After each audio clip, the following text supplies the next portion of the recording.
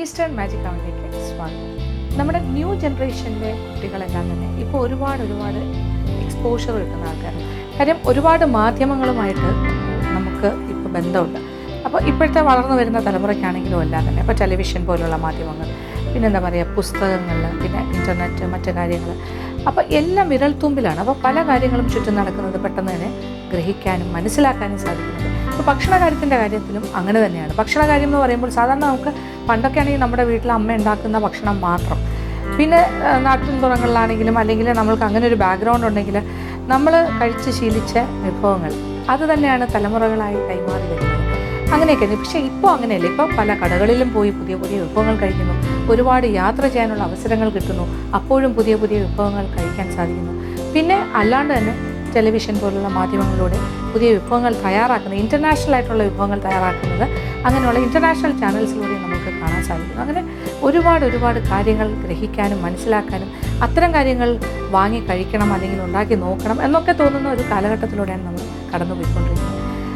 ഇത്രയും ആമുഖം പറഞ്ഞ എന്തിനാണെന്ന് വെച്ചാൽ നമ്മളിപ്പോൾ ചെയ്യാൻ പോകുന്നത് ഒരു ഇൻ്റർനാഷണലായിട്ട് എല്ലാവർക്കും ഇഷ്ടമുള്ള ഒരു വിഭവത്തിലേക്കാണ് പോകുന്നത്. ഇതൊരു കേക്കാണ്, പക്ഷേ ഒരു പേസ്ട്രി ഐറ്റമാണ്. സാധാരണയായിട്ട് ഇപ്പോൾ എന്താ പറയുക, ഇപ്പോൾ നമ്മൾ പിസ്സ ഹട്ട് എന്ന് പറയുന്നത് അല്ലെങ്കിൽ ഡോമിനോസ് എന്ന് പറയുന്നത് ഇങ്ങനെയുള്ള സ്ഥലങ്ങളിലൊക്കെ പോയി വാങ്ങി കഴിക്കുന്ന ചില വിഭവങ്ങൾ. ഇപ്പോൾ പിസ്സ ആണെങ്കിൽ പിസ്സ ഹട്ടിൽ പോയി പിസ്സ പലതരം വാങ്ങി കഴിക്കാം. പിന്നെ ഡോമിനോസോ അല്ലെങ്കിൽ മാക്ഡൊണാൾഡ്സ് അല്ലെങ്കിൽ KFC ഇങ്ങനെയുള്ള സ്ഥലങ്ങളിൽ പോയാൽ പലതരം ചിക്കൻ്റെ വിഭവങ്ങൾ, ബർഗേഴ്സ് ഇതൊക്കെ കഴിക്കാം. ഇപ്പോൾ ബ്രാൻഡഡ് ആയിട്ടുള്ള കുറേ സാധനങ്ങളുണ്ട്. ഇതെല്ലാം അവിടെ തന്നെ പോയി കഴിക്കുമ്പോഴും നമ്മളെപ്പോഴും ആഗ്രഹിക്കും ഇതുപോലെ ഉണ്ടാക്കാൻ സാധിച്ചിരുന്നെങ്കിൽ അതിൻ്റെ ട്രേഡ് സീക്രട്ട് എന്താണ് എന്നൊക്കെ നമുക്ക് ചിന്തകൾ പലതരമാണ്. അങ്ങനെ ചിന്തിച്ച് അവസാനം നമ്മൾ എന്തെങ്കിലുമൊക്കെ കണ്ടെത്തും. അപ്പോൾ ഇപ്പോൾ നമ്മൾ തയ്യാറാക്കാൻ പോകുന്നത് ലാവ കേക്കാണ്. എന്തായാലും ലാവ കേക്ക് നമുക്കൊന്ന് ട്രൈ ചെയ്ത് നോക്കാം. അതിൻ്റെ ചേരുവകൾ വളരെ കുറച്ച് മതി, വളരെ സിമ്പിളാണ്. നമുക്കതെങ്ങനെയാണ് തയ്യാറാക്കുന്നത് നോക്കാം. അതിനുവേണ്ട ചേരുവകൾ എന്തൊക്കെയാണ് നോക്കാം. മൈദ മാവ് 4 tablespoon, cocoa powder 3 tablespoon, മുട്ട 3 എണ്ണം, മുട്ടയുടെ മഞ്ഞക്കരു 3 എണ്ണം, പഞ്ചസാര 4 tablespoon, dark chocolate grate ചെയ്തത് 1 കപ്പ്, ഡാർക്ക് ചോക്ലേറ്റ് കഷ്ണങ്ങളാക്കിയത് ഏതാണ്ട് 1/4 കപ്പ്, വെണ്ണ 150 ഗ്രാം, വാനില എസൻസ് 1 ടീസ്പൂൺ.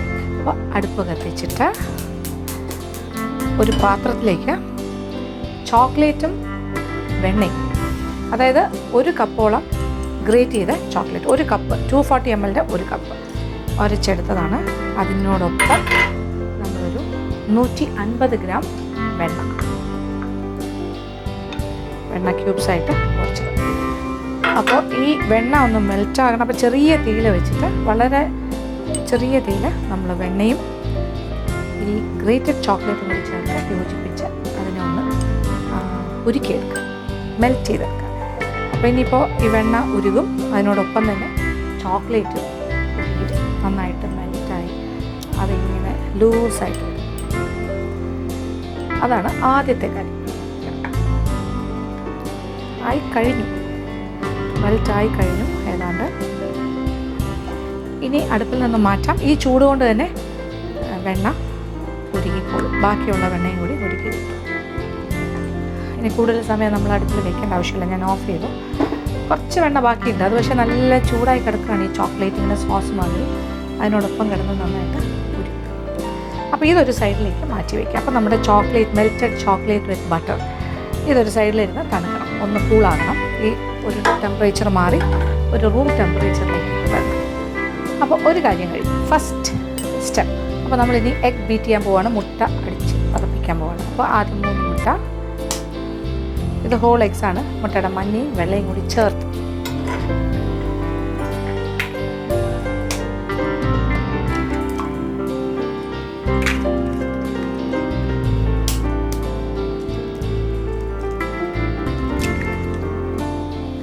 അങ്ങനെ 3 ഫുൾ മുട്ടയും, അതിനോടൊപ്പം ഇത് 3 മുട്ടയുടെ മഞ്ഞ മാത്രമാണ്, ഇതിലെ വൈറ്റ് മാറ്റിയിട്ട് മഞ്ഞ മാത്രം ഞാൻ വെച്ചിരിക്കുവാണ്, അത് ഇതിലേക്ക് ചേർക്കാം. ഇനി നമ്മളൊരു എഗ് ബീറ്റർ അല്ലെങ്കിൽ ബ്ലെൻഡർ ഉപയോഗിച്ചിട്ട് നന്നായിട്ട് പതപ്പിക്കണം. ഇതിങ്ങനെ ബീറ്റ് ചെയ്യുന്നതിനോടൊപ്പം നമ്മൾ പഞ്ചസാര 4 ടേബിൾ സ്പൂൺ, പിന്നെ 1 ടീസ്പൂൺ വാനില എസൻസ് ഇതും കൂടി ചേർത്ത് കൊടുക്കണം ഇടയ്ക്ക്. എന്നിട്ട് വീണ്ടും ഇങ്ങനെ നന്നായിട്ട് അടിച്ച് പതപ്പിക്കണം. ഒരു ലൈറ്റ് കളറായിട്ട്, ഒരു ക്രീം കളറായിട്ട് മാറണം ഈ മുട്ട.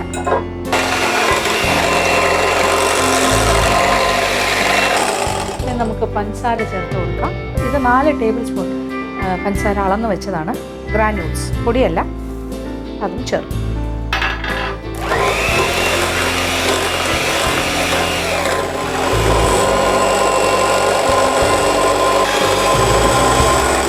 ഇപ്പോൾ ശരിക്കും നന്നായിട്ട് പതഞ്ഞൊരു ലൈറ്റ് ആൻഡ് ഫ്ലഫി ആയി കഴിഞ്ഞു, ഒരു ക്രീമിഷ് കളറായി. ഇനി ഇതിലേക്ക് നമ്മൾ 1 ടീസ്പൂൺ വാനില എസൻസ്, ആ ഒരു മുട്ടയുടെ ഒരു മണം മാറണം, അതിനാണ് നമ്മൾ വാനില ഫ്ലേവർ കൊടുക്കുന്നത്. വീണ്ടും നമ്മളായിട്ട് നന്നായിട്ടൊന്ന് ബീറ്റ് ചെയ്യാം.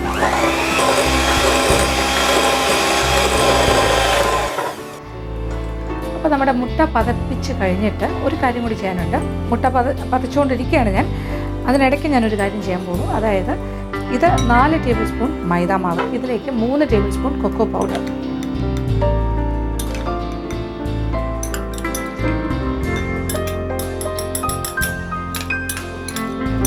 ഇത് ഒന്നിച്ചാക്കി ഒരു സൈഡിലേക്ക് വയ്ക്കാം. കാര്യം ഇത് കഴിഞ്ഞിട്ട് നമുക്കിതിൽ യോജിപ്പിക്കാനുള്ളതാണ്, അതുകൊണ്ട് അത് നേരത്തെ തന്നെ നമ്മൾ മിക്സ് ചെയ്ത് വയ്ക്കും. ഇതിപ്പോൾ നമ്മൾ റെഡിയാക്കി വെച്ചിട്ട് തുടങ്ങുന്നതാണ് നല്ലത്. ഇനി ഇതിലേക്ക് നമ്മൾ ഉരുക്കി വെച്ചിരിക്കുന്ന വെണ്ണ ചോക്ലേറ്റ് മിശ്രിതം. അപ്പോൾ ഇതിൽ നമ്മൾ 1 കപ്പ് ഗ്രേറ്റഡ് ഡാർക്ക് ചോക്ലേറ്റ്, അതിൻ്റെ കൂടെ 150 ഗ്രാം വെണ്ണയും കൂടി ചേർത്ത് ചെറിയ തീയിൽ വെച്ചിട്ട് ഉരുക്കിയെടുത്താണ്. ഇനി അത് നന്നായിട്ട് തണുത്തിരിക്കുവാണ്, കൂളാവണം, നന്നായിട്ട് തണുത്തിട്ടാണ് ഇതിലേക്ക് ഒഴിക്കുക. അപ്പോൾ ഇത് ചെറുതായിട്ട് ഈ എന്താ പറയുക, ബ്ലെൻഡർ ഇങ്ങനെ റൺ ചെയ്തുകൊണ്ട് തന്നെ, അതായത് ഓൺ ചെയ്ത് വെച്ചിട്ട് തന്നെ നമ്മളിതിലേക്ക് ഒഴിക്കാൻ പോകാം.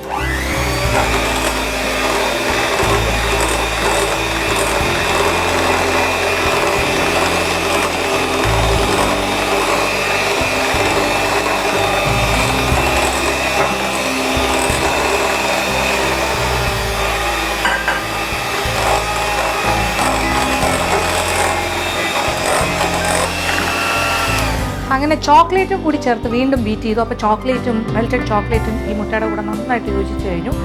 ഇനി എന്താ ചെയ്യേണ്ടത്? ഇനി നമ്മൾ എടുത്ത് വെച്ചിരിക്കുന്ന മൈദ കൊക്കോ പൗഡർ മിക്സ്, ഇതിൽ 4 ടേബിൾ സ്പൂൺ മൈദാമാവ്, 3 ടേബിൾ സ്പൂൺ കൊക്കോ പൗഡർ, അത് ഇതിനകത്തേക്ക് ഇട്ടിട്ട് വളരെ ലോ സ്പീഡിൽ ജസ്റ്റ് എല്ലാം കൂടി ഒന്ന് യോജിക്കാൻ വേണ്ടി മാത്രം ഒന്ന് ബീറ്റ് ചെയ്താൽ മതി, ചെറിയ ലോ സ്പീഡിൽ.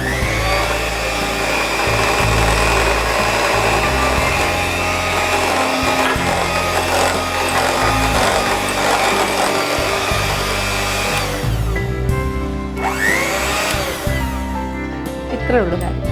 ഇനി നമ്മൾ തടിത്തവി ഉപയോഗിച്ചിട്ട് നന്നായിട്ടൊന്ന് യോജിപ്പിക്കും.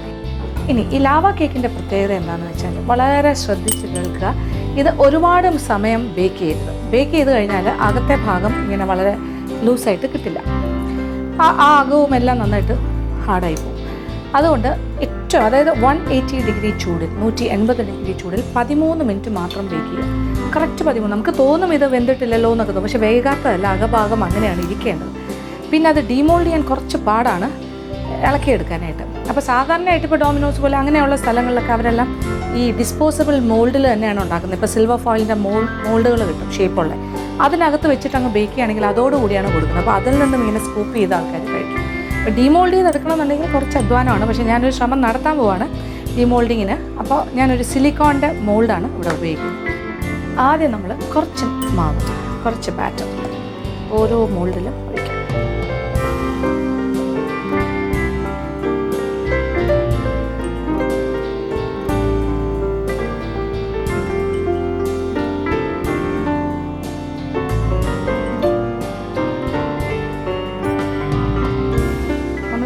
കുറേശ്ശെയാണ്.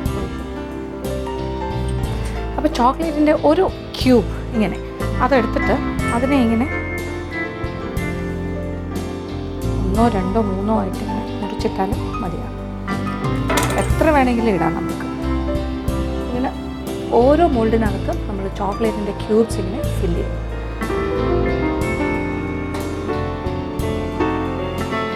ഇനി ഇതിൻ്റെ മുകളിലായിട്ട് വേണമെങ്കിൽ കുറച്ച് ഗ്രേറ്റ് ചെയ്ത ചോക്ലേറ്റും കൂടി ഇടാം. ഇച്ചിരി അതും കൂടി ഇരിക്കട്ടെ. ഗ്രേറ്റഡ് ചോക്ലേറ്റ് ഒരല്പം, ഓരോ ടീസ്പൂൺ വെച്ചിടുകയാണ് ഞാൻ. എല്ലാം ഫില്ലായിരിക്കുകയാണ്, ഫുൾ ചോക്ലേറ്റ് ഫില്ലിംഗ് ആണ് ഇപ്പോൾ. ഇനി നമ്മൾ വീണ്ടും ബാറ്ററിൽ നിന്നും കുറേശ്ശെ ബാറ്റർ ഇതിൻ്റെ മുകളിലേക്ക് ഒഴിച്ച് ഫില്ല് ചെയ്യാൻ പോകും.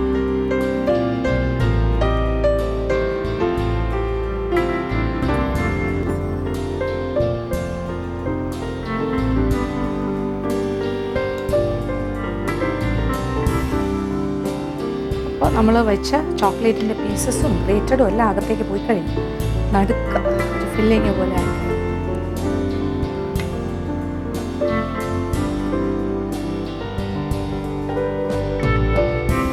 ഇനി പ്രീ ഹീറ്റഡ് ആയിട്ടുള്ളൊരു അവനിലേക്ക്, ഇലക്ട്രിക് അവനിലേക്ക് ഞാൻ ആ മോൾഡ് ഇരിക്കുന്ന എൻ്റെ സിലിക്കോൺ മോൾഡിനെ ഞാൻ ഒരു ട്രേയിലേക്ക് മാറ്റി ട്രേയോടുകൂടി